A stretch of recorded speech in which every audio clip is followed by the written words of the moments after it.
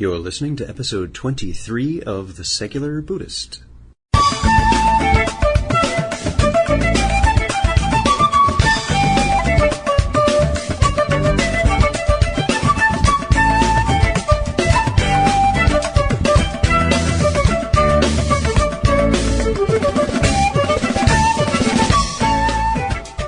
Welcome to The Secular Buddhist. I'm Ted Meissner. The Secular Buddhist is the podcast and website for modern, secular application of early Buddhist thought. The podcast has interviews and roundtable discussions pertaining to engaged Buddhist training and practice, and the companion website has show notes for each episode, along with resource materials on Buddhism, critical thinking, science, secularism, and skeptical thought. Though the podcast focuses on core practice from a secular viewpoint, more traditional teachings are welcome and openly discussed. There are a lot of scientific studies on the effects of meditation. Today we speak with Catherine McLean about one of the good ones and why it's good.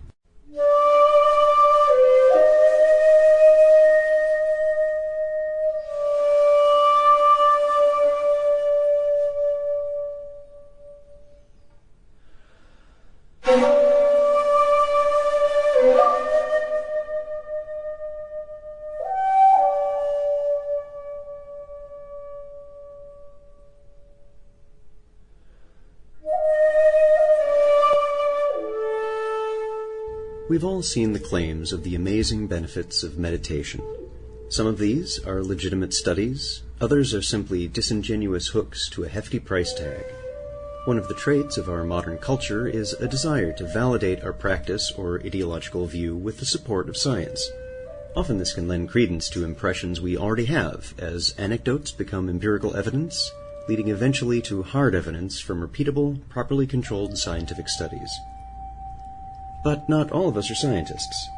Our experience with the scientific method as a way of discerning fact from fiction, truth from misperception, ends with high school biology.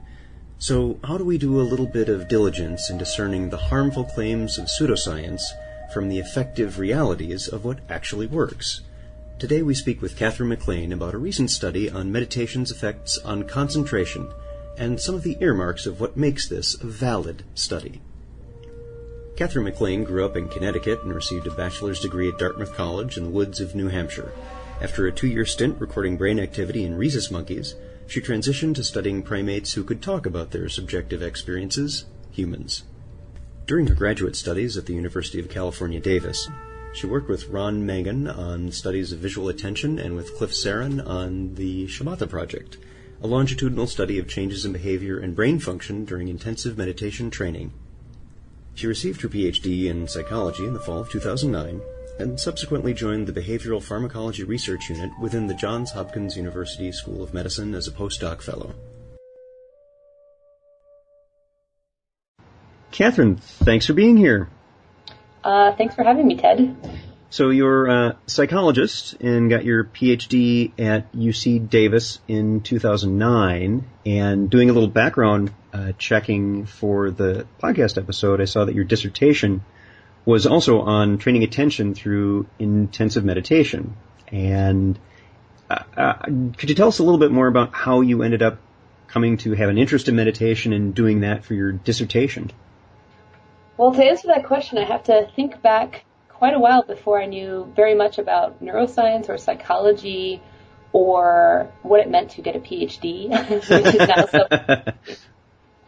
so I went to a pretty liberal arts college that the emphasis was on trying out lots of different ideas before you kind of picked what you wanted to focus on. And I think I actually came into college more interested in anthropology than in the hard sciences. And especially anthropology of, kind of religion and these very complex human behaviors that generally, at least at that point in time, it's becoming more common now, but scientists didn't really want to touch those things. And I found kind of psychology as a nice compromise between the human cultural side of things and the sciencey side of things. I actually didn't become interested in meditation per se until I think after college. I was working in a monkey lab and I really enjoyed that work. It was very, heavy neuroscience. A lot of us feel we work in monkey labs. Maybe not quite as well as you do. And I really liked that work, but I found that I really wanted to know what the monkey's experience was. And as much as you can infer and guess and watch how they behave and make up theories about what they're doing, you can't ask them what their experience is like. And I think at that moment I had this kind of aha where I realized that my interest was in consciousness and people's own experience, their experience of their mind, their experience of their reality. And that's when I think I tried meditation a couple times that year when I was still living in New Hampshire. And it was a kind of a funny experience because there was a group of Bhutanese monks living in the middle of nowhere, New Hampshire, and they had set up this little shop, and they would have meditation classes. And so there was a person living at the college campus teaching climbing and yoga, and he said, "Oh, you should come to one of these meditation classes." And so I went, and they gave absolutely no instruction. So we kind of walk in. Everyone was very friendly. We all sat down on our cushions, and there was some chanting, and then nothing. I didn't know what I was supposed to be doing, but everyone else was silent and seemed to be doing something. Yeah, there's something going on in there. Right. And now that I think about it, in that moment, I kind of didn't know what to do, so I figured I would just try to kind of not think anything, which is probably the worst way to try to start meditating. But it kind of worked, and I realized that if I was focusing on not thinking, that a lot of the thought traffic kind of stopped on its own. And that was an interesting, I think, window into what meditation could be. And again, this is kind of from a very naive perspective, no instruction. I didn't even know what I was supposed to be doing. But I did think it was very interesting being a person usually focused on outward things and activity. All of us in the West, that's kind of how we're operating most of the time. And to be focused inward, I thought was a really cool experience.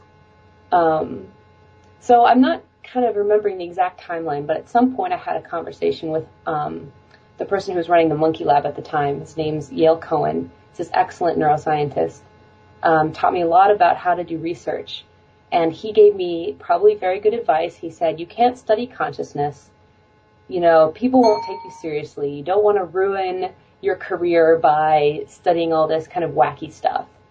And so I kind of, took that advice. And then as I'm checking out grad schools, the last grad school I visited was UC Davis. And I had had lots of formal interviews up until that point. And I don't know how to describe this, but I kind of kept my consciousness card as my hidden secret. I didn't mention I want to study consciousness. I want to study humans because I was, told that was a taboo. But by the time I got to UC Davis, the people there were so open-minded, I think, and they seemed like they would be accepting of that kind of thing. So I just decided to talk to them about it and say, is it possible to study, neuroscience of spirituality, neuroscience of religion, neuroscience of consciousness?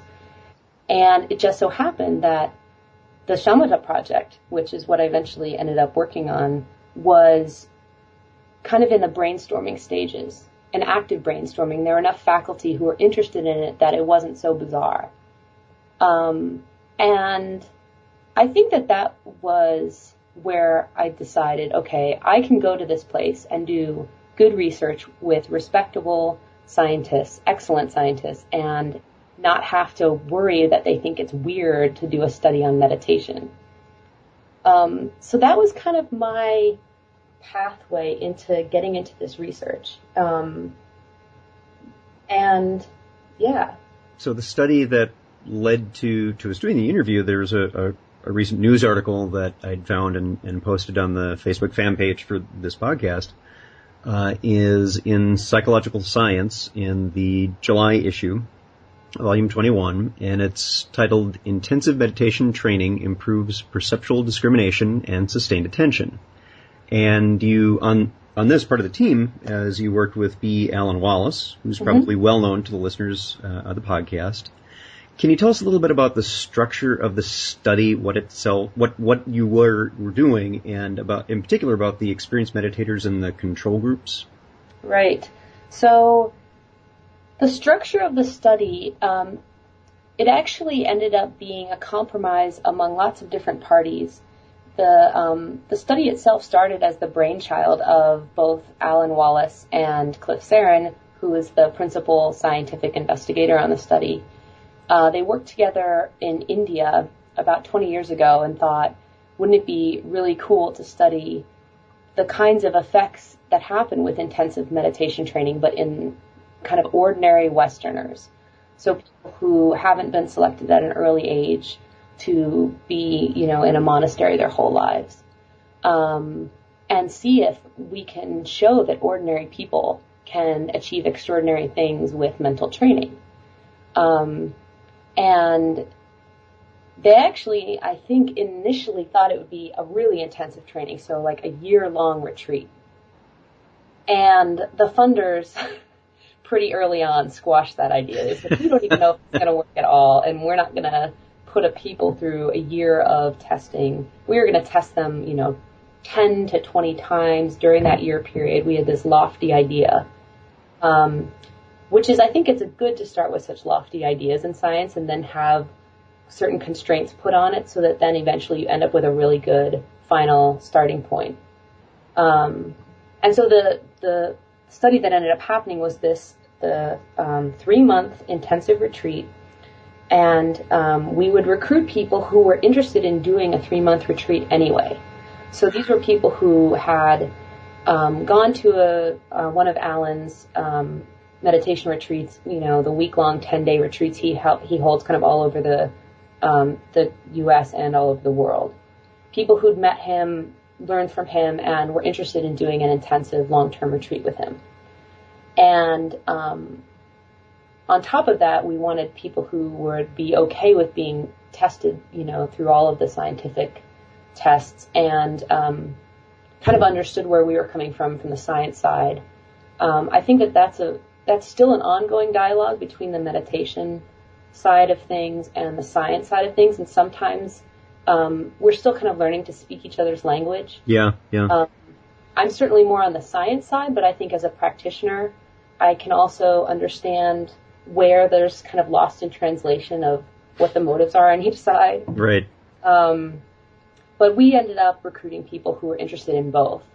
And the people came from mostly the U.S., although we had, I think, about a quarter to a fifth of the people who were from other countries and traveled to the U.S. to do the retreat.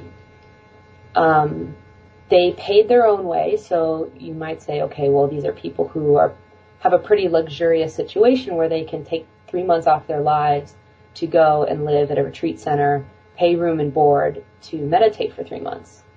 But I guess one kind of thing I would add there is that they were compensated for all the scientific time that they devoted, and basically the kind of setup that we worked out with the retreat center, which is the Shambhala Mountain Center in Colorado, was that there would be a discount for, us holding this long-term retreat in the middle of winter when normally they don't have many people going there. So this is, again, you're kind of getting this idea of this theme, this compromise of, okay, people want to meditate for 3 months. We want to test them, what kind of works for both sides. Right. And anyway, so the structure of the science was that everyone would get 3 months of training, but some people would get it first and some people would get it second.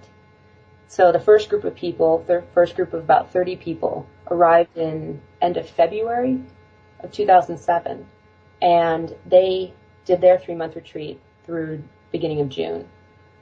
The second group, what we call the control group, we flew them in at 3 time points during that 3-month period to be tested exactly the same as the meditators who were in retreat. And then they later got the exact same 3-month retreat in the fall of 2007. So this kind of idea of a control group, what it allows you to do is say, it actually allows you to address all these issues that I've been bringing up, the self-selection of people who can do 3 months of retreat when most people think that taking a week off of their lives is the deal. Yeah. And, kind of people are always, especially even more ordinary people than we recruited say, who are these people that can take 3 months out of their life to meditate? The control group allowed us to address that. They're the exact same motivation to take the same time out of their lives. They get to practice the tests more so that by the time they enter training, we can actually say that the improvement on the test is due to the training and not just due to learning the tasks and becoming familiar with them. So the control group serves a couple different purposes. And I think the design that we came up with is only second best to the perfect design, which would be to have a group of people living at the retreat center at the exact same time as the meditators, but not meditate at all, and just live there and do whatever they want, and we'll test them. Right. So the only difference between the groups is one's meditating, the other is not, but everything else is equal. Right. But it's hard to get similar kinds of people, half of whom really want to meditate for 10 hours a day, and the other half of whom want to live at a retreat center but not meditate at all. Yeah, let alone 30 of them. Yeah. Right. So we went with what we consider, the second best design, but it's still a vast improvement over a lot of the previous studies that didn't even have a control group, or, you select the control group afterward, that kind of thing. Right. Post-hoc selection. So that was basically the structure of the study. We also had once people went home, we wanted to see if some of the improvements that they had shown during the training were still there after they entered, their normal, hectic, regular homeowner's life. Regular life. Yeah. And it wasn't just this, what we call kind of like vacation effect, although I think a retreat is anything but a vacation. Yeah, we'll talk about that in a minute. So you tested them, it was about 5 months later? Right, so they had done the test 3 times during the retreat, and then they went home, and there was actually a range of follow-up times. So some people, we sent people this whole packet. One of the co-authors, Stephen Eichley, and I spent quite a while coming up with an instruction set that we could basically send somebody a laptop and a questionnaire packet and an instruction set, and they could set up the entire lab for themselves at their home. Wow. And it actually worked out very well. I was reminded there was this funny thing that we did in elementary school where you had to write down the steps involved in making a peanut butter and jelly sandwich. Yep. And the process flow of peanut butter and jelly. Yep. Right. I think it was supposed to teach us that a lot of the steps that you leave out, if somebody has no idea how to make a peanut butter and jelly sandwich, they're not going to make it correctly unless you think about if you break it down to all of its little component parts. And I really don't know what the original lesson was in that, but that was how we felt when we were writing the instruction set. Because especially as a scientist, it's almost a crazy idea that someone could, not being a scientist and not thinking about all of the silly minutia that we care about when we test people. Mm-hmm. Yeah, the variables are very hard to control for in any kind of scientific study, and here it's being done kind of independently by non-scientists. Right, and we thought about everything from the level of the lighting. We finally decided it's just easier if people just find a closet where there's no light, no natural light, turn off all the lights. That was easier than trying to determine what a low light setting was in any person's given home. Right, define low. So it was a nice collaboration with the participants that we could kind of engage them in that side of the science and be able to kind of trust them to give us reliable data even from their homes. And basically the results showed that given all of the things that could have gone wrong with this scenario and all of the possible points of what we call kind of error in the measurement, their performance was remarkably similar at that 5-month follow-up to when they left the retreat, their last testing point when we saw them, which suggests that these skills that they had developed, the perceptual skills, were very stable, even given all of the fluctuations in things that had gone on since they left and the differences in kind of being in a quiet, controlled lab setting versus being at home and trying to find a few hours when, the doorbell's not going to ring and, your pets and your kids aren't going to bug you or knock on the door. So yeah, it all worked out. And I guess it's pretty remarkable that people could go back to their normal lives and still retain some of these skills, which shows that it's not just this transient thing that changes because you feel more relaxed or, you're away from your daily life. It's an actual change in your brain, a skill that you've acquired that you're not really going to lose, unless, I guess, if you stopped meditating entirely. But even that, we don't know what the, kind of what the curve would be of losing some of these skills after you've already invested so many hours. Now, you were testing for a particular skill of sustained attention.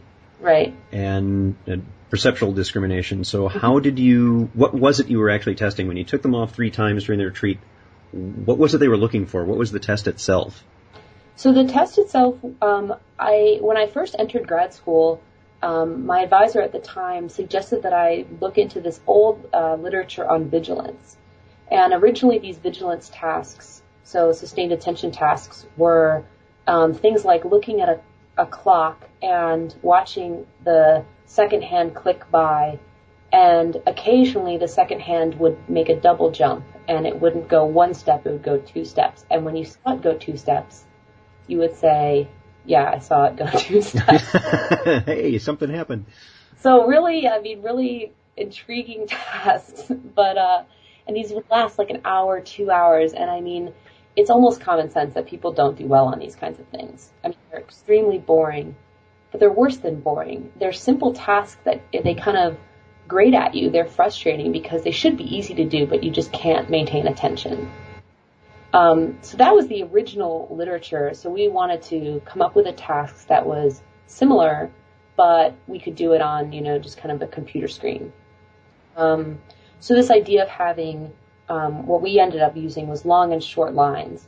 And that had been used before. People had used other kinds of stimuli. But basically you want something extremely simple, that there are just 2 stimuli. One is the stimulus that occurs. It flashes on the screen once every 2 seconds. Just, for a very brief period of time, you see 1 line. And that's your standard long line. It's always the same length. It's mostly what you'll see. 90% of the time in the task, it's always there. Time you see a flash. 10% of the time, and randomly, you'll see a shorter line. And when you see the shorter line flash, that's when you click the mouse. And so what ends up happening is most of the time you're just sitting and observing and waiting. And this is hell for a lot of people. Sounds amazingly like my day job, actually. Oh, man. And, when I was piloting these tasks, undergrads hated the task. My colleagues hated the task. We had, we had people from all lines, all kind of avenues of life try this, and universally people don't like these tasks. Mainly just because they're really boring and they're hard to do. And phenomenologically what happens is, in the beginning, the first few minutes, you're thinking, oh, this is easy. All I have to do is stare at the center of the screen, and most of the time I don't have to do anything, and then occasionally I just have to click. And then time goes by, and you kind of start wondering, where did all the short lines go? And you literally stop seeing the short lines. Not because something has changed with your vision, or because something, it's not like when you stare at something for a long period of time, you start to get all sorts of weird visual illusions. It's nothing visual. It's really about being able to pay attention and see that short line pop out. And so that's essentially the task that we could measure 2 things. We could measure how well that short line popped out.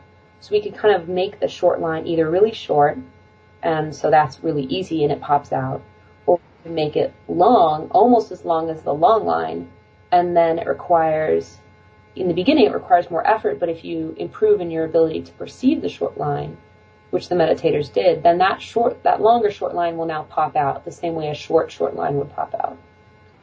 And this is kind of being able to notice these very subtle differences in things that you see. And in the literature, it suggested that if people could perceive the short line better, they would be able to do the task better for a long period of time. And so those are kind of the two components, is the perceiving, being able to perceive the short line, and then being able to maintain performance over, 30 minutes. And so there are kind of some details about what we changed in the two different groups that allowed us to say that being able to see the short line was important. And essentially what it came down to is when you give someone a short line in the beginning, that's kind of their baseline. If you keep giving them that same short line, but they're getting better at perceiving it, it's like the task gets easier. And they're adapting to what used to be a task that was fairly hard to do. And now all of a sudden it's easier, even though nothing about the stimuli has changed. It's all the effect of them changing through the training. And so that's what we were able to show with the second retreat group by basically this little manipulation of holding the short line constant. And those are the improvements, that ability to see the short line, those are the improvements that lasted after people went home. Mm-hmm. And, now as I'm telling you all of this, it's just like long and short lines, and it's like, who cares? This is so I know, I apologize to the audience. This is what I've thought about for the last 4 or 5 years. It seems ridiculous, but I think it's an index of something much bigger, mm-hmm. that you are noticing subtle differences in your environment, in your sensations, in how you're perceiving, even just reality. And little things that you wouldn't have noticed before, now they stand out in sharp contrast. Now they're obviously there. And if you think about all of the effort that you're putting into juggling things and multitasking and, for example, trying to read a document and find all the problems in the document and fix them quickly for a deadline. If all of those things require some amount of mental effort, so like the sustained attention task, then being able to notice these subtle differences, subtle changes, subtle things that are, the details in the whole mess, then the whole thing gets easier. It's less effort. And so that's where I think this task becomes an index of something bigger, even though it's just really about long and short lines. It sounds like it's one, in the same way that meditation, when we're on the cushions and we're just focusing on just the one point of breath and just mm-hmm. that, we're maintaining that kind of sustained attention that you're talking about. And we see that it's, particularly in the beginning, when one is starting a meditation practice, it can be very difficult to do that.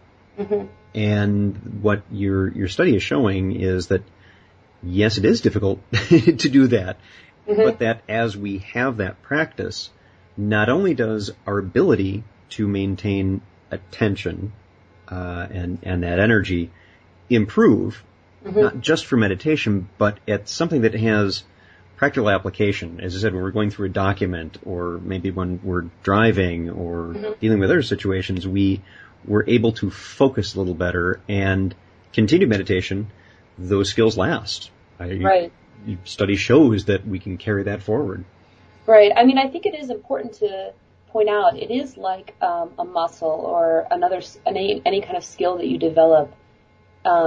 It can persist on its own, I think, for a little while, but we saw the best performance at that 5-month follow-up in the people who were meditating regularly every day. And nearly all of the participants reported some amount of meditation per day, even at the 5-month follow-up. But the difference that I'm talking about is, less than 10 minutes, less than 15 minutes a day, versus the people who were really still devoting half an hour, hour and a half a day to meditation. And that still seems daunting, I think, to people who may have never meditated longer than 5 minutes. But I think for this group of people, that was a significant reduction from their, level of practice during the retreat, but still an amount that wasn't unmanageable. You could still do a half-hour sit in the morning, a half-hour sit in the evening, and that's enough to maintain all of the good work you did for 3 months out of your life. And so I think that's for the practitioners out there, I think that should be as little probably as some meditators care about long and short lines. If this is an index of anything important to the training, I think it's nice to learn that if you kind of invest the time in an intensive retreat, that you are kind of building up skills that last if you kind of keep up with it. And you don't have to kill yourself every day and meditate 3 hours a day to show any kind of maintenance of what you've established, that you can maintain it with some regular practice. It's just not overboard. Right. And that's what struck me when you were mentioning this, is that, you go on a retreat for a couple weeks or a few months or whatever you've got, and you kind of get this stress in going back to the real world that, the outside world, not in a retreat situation, is more stressful. That's true. Mm-hmm. But there's an additional stress that, we keep stabbing ourselves with the arrow again. Mm-hmm. That is and I'm going to lose all this wonderful mindfulness and concentration skill that I developed. And, well, no, just a little bit of maintenance to carry it forward. Yeah, absolutely. You said in one of the interviews, and for folks who are listening to the podcast through iTunes, ABC News did a very nice piece on the study that is linked on the webpage for this episode at www.thesecularbuddhist.com. And there will be links with other news articles, including one online at Tricycle Magazine. In one of the interviews, Catherine, you had said, people may think meditation is something that makes you feel good, and going on a meditation retreat is like going on vacation, and you get to be at peace with yourself. That's what they think until they try it. Then you realize how challenging it is to just sit and observe something without being distracted. What kinds of responses have you had from your peers on the study of meditation as a topic of study? Well, I think that quote sums up my perspective, and it may be a reaction to a lot of feedback we've gotten, where I think people who aren't familiar with the practice do think it's just kind of like a vacation that people go on. Yeah, you're zoning out. Right, yeah, and it's just, it's like, well, who wouldn't want to go for 3 months and just daydream and sit around and do nothing? Oh, if only we could daydream. Right. And so maybe that, I think I was trying to clarify there where, in terms of my fellow scientists, I think people are kind of split. Some people see it as just a stress reliever. Meditation is just something that relaxes you and reduces your stress and improves your health in that way. And then there's another group of scientists, I think, who see the true kind of cognitive behavioral training part of it, which is that you are developing certain mental skills, you're training your brain in a certain way that is effortful in the beginning, that maybe then gets easier. And so there are kind of these two camps, and I think all of those things are true, and you probably get all of those things from meditation. You get certain skills that are more kind of what we'd call executive or cognitive skills, things that can help you in your daily life, and they may take a little bit more of that effort in the beginning, just like if you're learning a new, if you're learning like how to play a new musical instrument. It's effortful in the beginning, and eventually it becomes easier as you become more skilled. And then I think there is also the side of it, which is that it does make you feel good. But I think the distinction maybe is that it doesn't. If I think about my own experience in meditation, sometimes it makes me feel good. Other times it doesn't make me feel anything. And other times I hate it. And I experienced that from the first retreat I went on. I experience it on a weekly basis. Some sits are great and some just aren't. And so I think my perspective is that it shouldn't be thought of as something that always makes you feel good when you're doing it. But there may be long-term changes that do both make you feel good and give you skills in concentration and focus. And so I think those are the kind of two sides of it. That being said, there's an entire group of scientists who are totally unfamiliar and think it's all just kind of wacky. Yeah, that it's pseudoscience and not any benefit whatsoever. Yeah. I think we definitely ran into that early on in the project. Luckily, and I think that this is a huge credit to the group of psychologists and cognitive neuroscientists working on the faculty at UC Davis in the psych department and in the neuroscience department. There were enough senior faculty who thought that this was a good enough idea to test that allowed it to go forward. And I don't think that could have happened at most universities in 2004 when I arrived. Right. It's becoming more popular now, but then it was really more of a risk. And I think all along the idea was, okay, we'll have some scientists who are really big proponents of this. And obviously, Alan Wallace was a big proponent. Cliff was a big proponent, but also a critical scientist. And then we also had other faculty members who were kind of said, well, kind of show me what you can do. Let's see what happens with these people, but I have no idea what's going to happen. And more, I think, as we accumulate evidence that in carefully designed studies that shows which particular skills are being trained, on which paradigms, on which tasks, on which questionnaires, eventually it becomes not irrefutable, but it becomes kind of unacceptable to just say, oh, this is just wacky.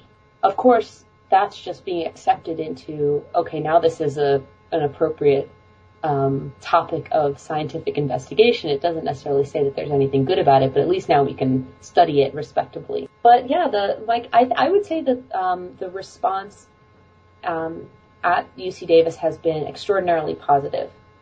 And pretty much everywhere we've presented these data, including at neuroscience conferences and to lots of different audiences, it's generally been a very positive response. I wouldn't say that that's true everywhere you go in academia, but I think for the most part people are coming around to this idea that you can train your brain, and meditation is one of the ways you can do that. And not this kind of bizarre notion that it's just, kind of a new age spirituality or something like that. Right. We do have that challenge in those of us with a scientific frame of mind and are interested in of a naturalistic worldview, that there's also how does the layperson separate out valid science from the pseudoscience, which is also out there. Mm-hmm. And is that something that you ever run into? You'll see something or read some article, maybe not in one of the journals, but somewhere that makes a claim that's just A, kind of wacky, and B, this isn't really good science. Mm-hmm. But someone who is not professional wouldn't know. What can we do? Does that ever frustrate you when you see those things? Yeah, I think it's so this general topic has come up in terms of scientists learning how to communicate their ideas to the public. Yes. Yes. And I can say from a personal perspective, if you spend a lot of time with scientists and you spend a lot of time with academics, you really forget how to speak to normal people. And I don't think that's a good thing. I think that science should always be meaningful to people who are outside of the lab, people who don't understand all the jargon. There should still be some kind of aspect of this is for the public good that we can communicate. Now, in terms of which science gets out there, sometimes the best science is the stuff that is delayed, and going through the rigorous review process takes years. Right. And it's much easier just to throw something up on the internet and say, meditation improves this, and just list all sorts of things that may be anecdotal. Right, right. They may actually be true, and they be useful for people to hear about, but they haven't necessarily been put through the ringer the way that the really good studies will test down to the most basic things. For example, like sustained attention. It sounds so obvious that, of course, this practice that's supposed to improve your concentration on an object, it should improve your concentration on an object. But you have to test even the most obvious things about what the teachings say, kind of before you go into all of the more complicated right. outcomes of meditation, you should at least start with the building blocks. And if you can show the building blocks are there. And now, I guess in terms of the public, I think that we're a pretty savvy society in terms of science. People in the U.S., I think, grow up kind of exposed to scientific ideas, and I think there's becoming more of a sense of which resources are more valid or vetted. I don't know. That being said, it's kind of hard to control the information that gets out there, but slowly but surely, I think the scientifically vetted studies will win out. Right, will triumph. I'm hopeful in that regard. I know it's a challenge sometimes when we see things like the recent efforts of, say, the Texas School Board to rewrite history, and where it's sometimes challenged, I imagine, in particular as a PhD working in the field, when there's a mixing or a confusion for the average person on what is a valid scientific study published in a peer-reviewed journal that gets that valid rigor around making sure it's good data versus anecdotal evidence. And I do the finger quotes when I say evidence around that, because it's a story and it may be a true story.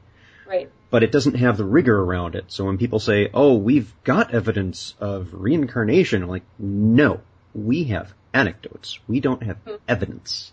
Yeah. And that's something I imagine you run into a fair amount in your field. Yeah, I was actually, so my colleague and I kind of were forced to grapple with this idea of,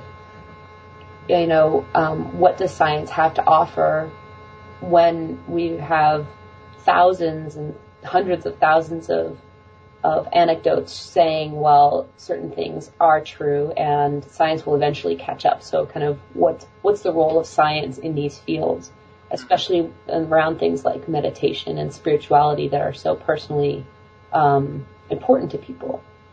In terms of the people who worked on the Shamatha project, I think our approach has always been that we are using science to answer the questions that or the hypotheses that we've come up with that seem reasonable given looking at the traditional teachings and talking to people who teach the practice and talking to practitioners. And we come up with reasonable questions, and we can only provide the answers that science can provide. Mm-hmm. And in the end, if someone wants to meditate, they'll probably do so anyway, regardless of what we say meditation does for them. And they could do so for all sorts of reasons. And so kind of what we can show doesn't necessarily validate the practice. On the other hand, for people who may not even think about trying something like meditation, unfortunately, in this country, we have the medical model, we have clinical trials, we have a certain way of doing science to show that you need evidence before you can say this treatment does X or this training will help you. You're not just wasting your time. And so for the people who are waiting for that evidence, same thing like exercise, 30 minutes a day, whatever the prescription is, I think it is helpful. And so I think it kind of works for both sides. And, I think eventually we'll maybe have a prescription for a certain amount of, focusing on your breathing in a seated posture improves, lifespan by a certain amount, same way that we have with exercise, and it'll be a secular prescription that anyone can do, and it'll be validated by clinical trials and kind of the evidence-based approach that we have in the West. Oh, you're my hero. You used secular and evidence-based in like the same 10-second period, so you're the hero of the week, because that's exactly what we try to do. Is in looking at there's at the amazing meeting at TAM 8 in Vegas last month, one of the regular panel discussions they have is on medicine, and it's evidence based. Mm-hmm. And one of the presentations had made the point that there's not medicine and alternative medicine. There's only what works and what doesn't.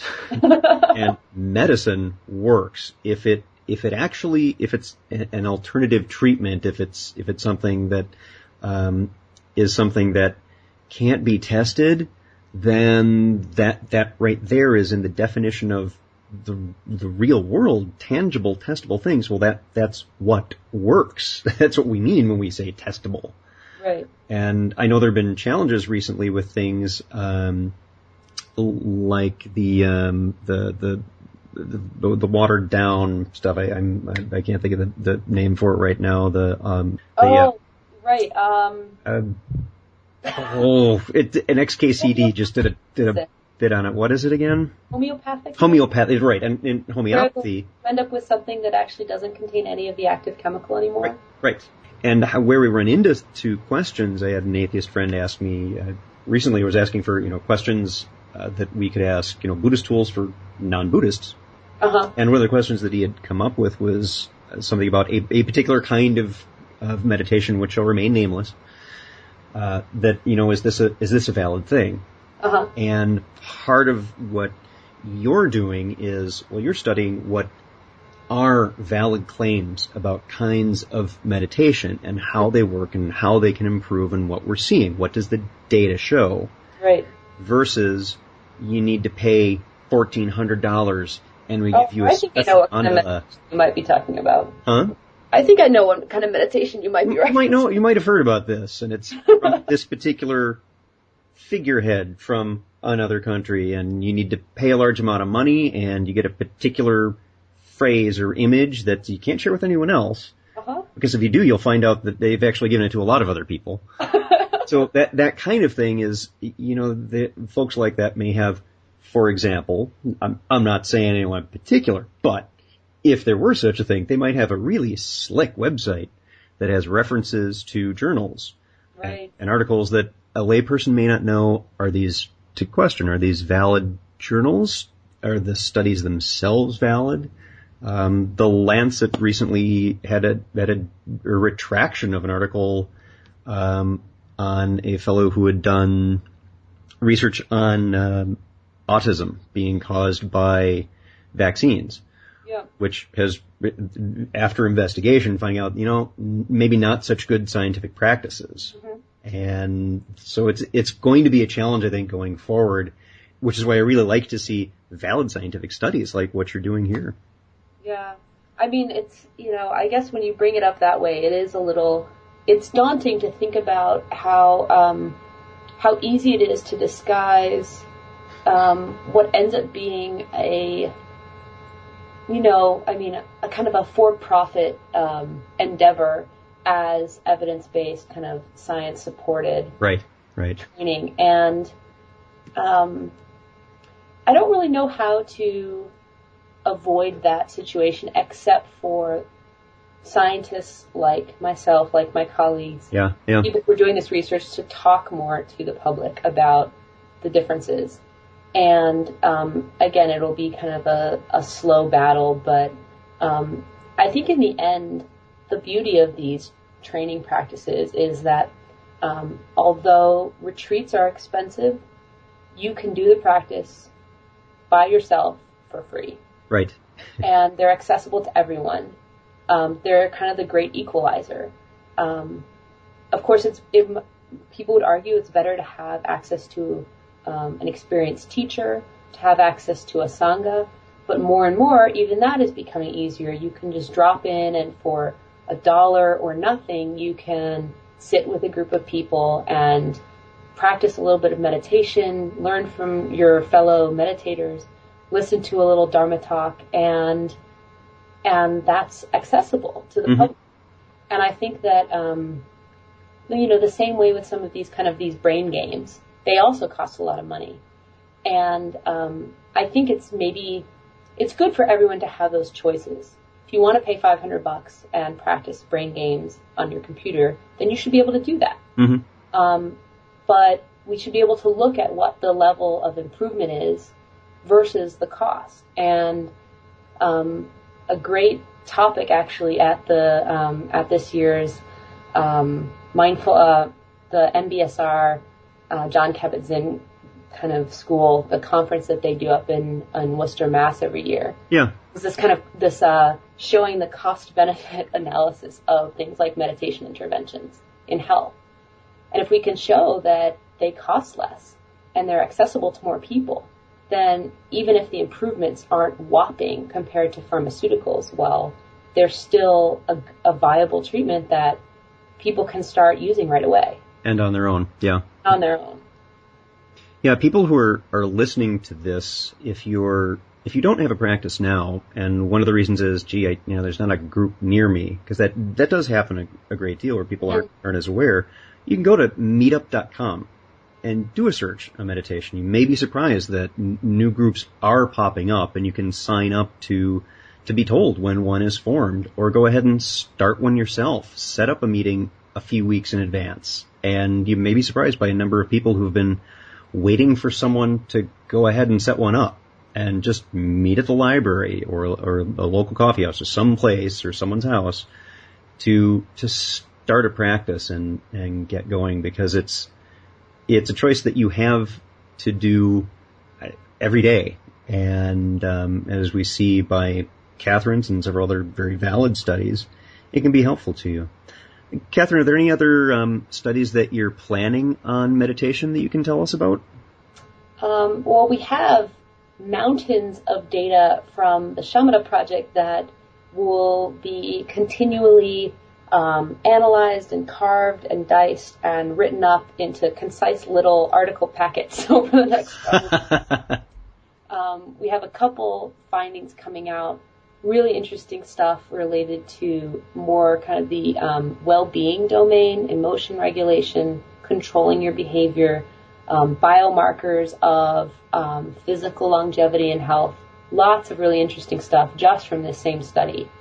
In addition, kind of in my list of really interesting studies that I want to do eventually, I think it will be important to isolate some of the active mechanisms in meditation training. Yes. In a retreat environment, you're getting lots of support from various angles that could be helping.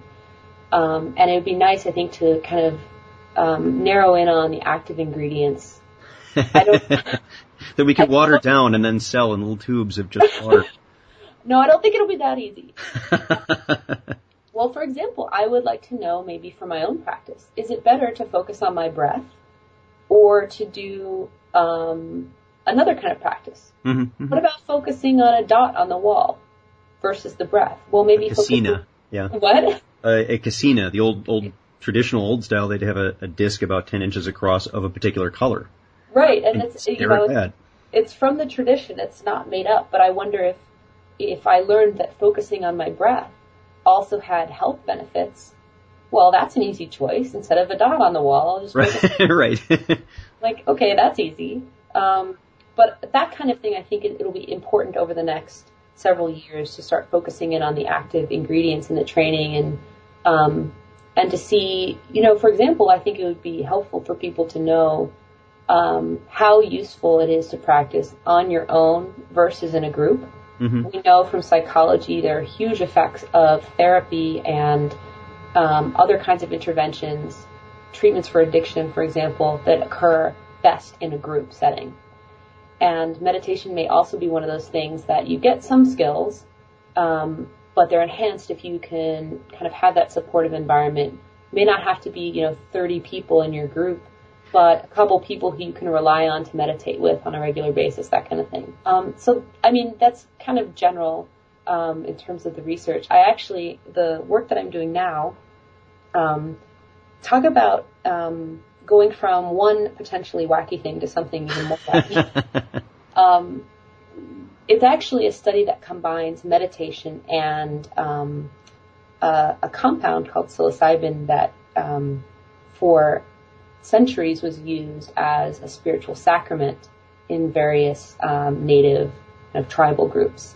And we want to see if regular meditation but much less intensive. So something that an ordinary person could incorporate in their daily life 10, 15, 20, 30 minutes a day over a period of several months, combined with a very profound, if someone wants to call it spiritual experience, what the effects are of that on some of the same measures that we looked at in the Shamatha project.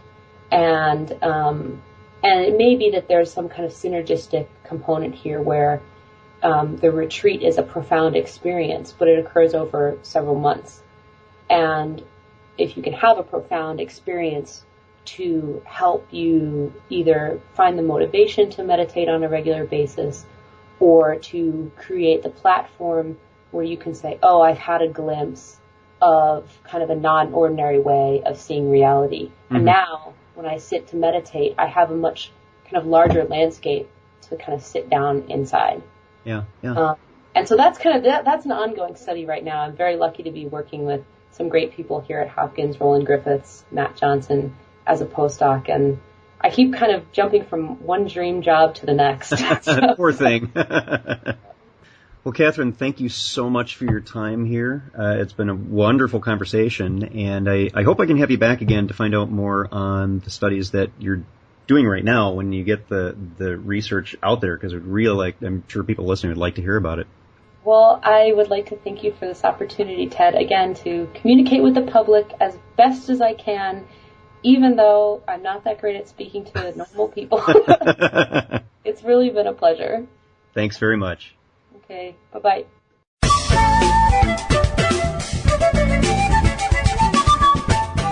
Thanks for listening.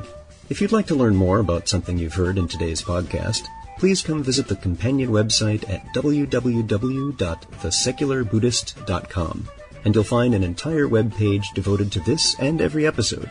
There are also links to discussions about today's topic on the Secular Buddhist Facebook fan page.